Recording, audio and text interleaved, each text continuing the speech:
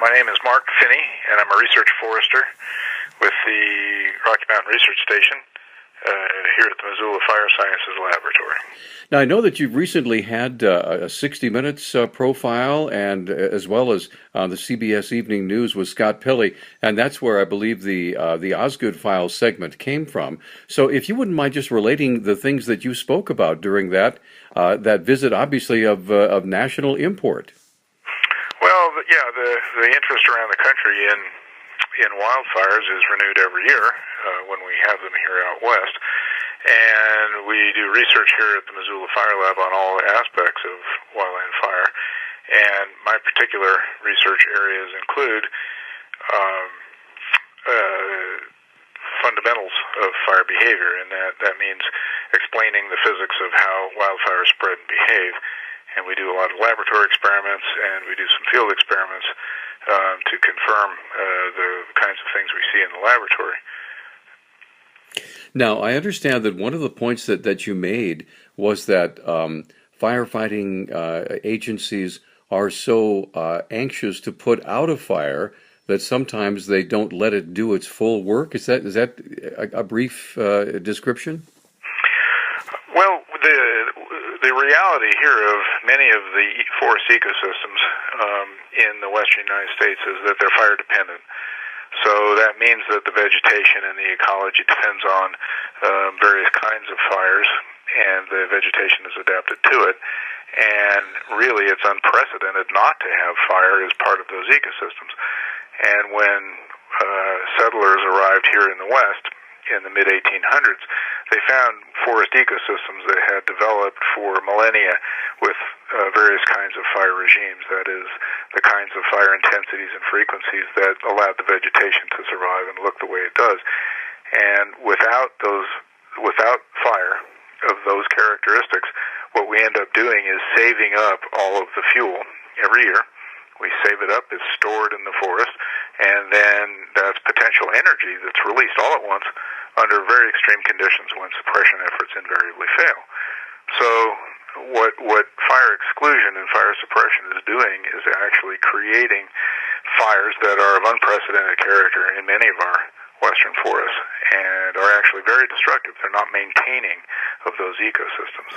Well, now, would you say that the higher the population density in those areas, the more frantic, I guess I might say, the effort to stop a fire, which actually adds to the problem? Oh yes, I think that's very true.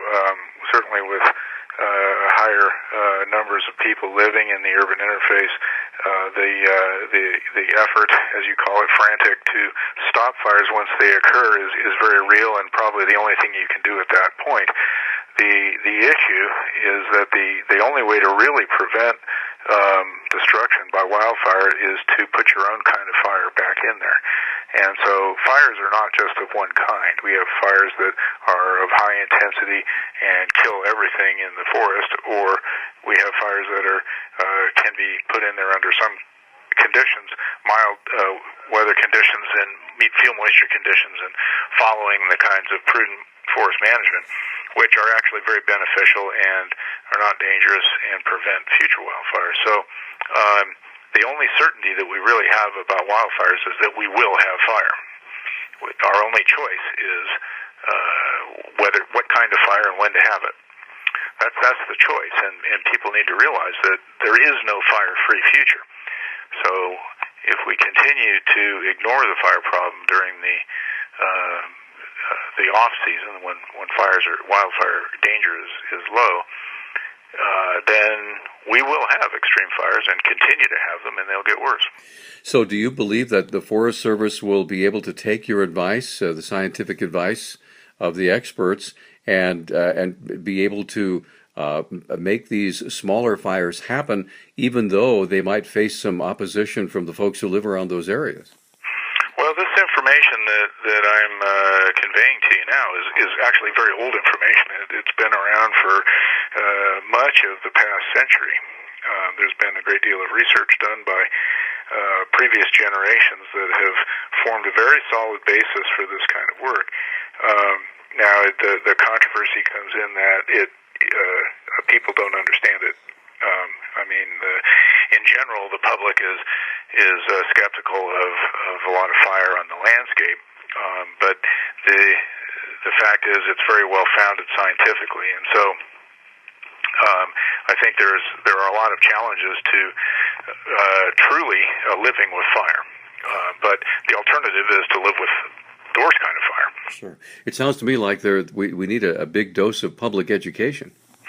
There has to be a greater effort to disseminate the scientific basis for what I'm talking about with respect to wildfires and the real choices that we face as Americans here. What kind of fire do we want, and when do we want it? The choice is not whether to have it or not, and it just gets more expensive and more destructive if we don't appreciate that reality.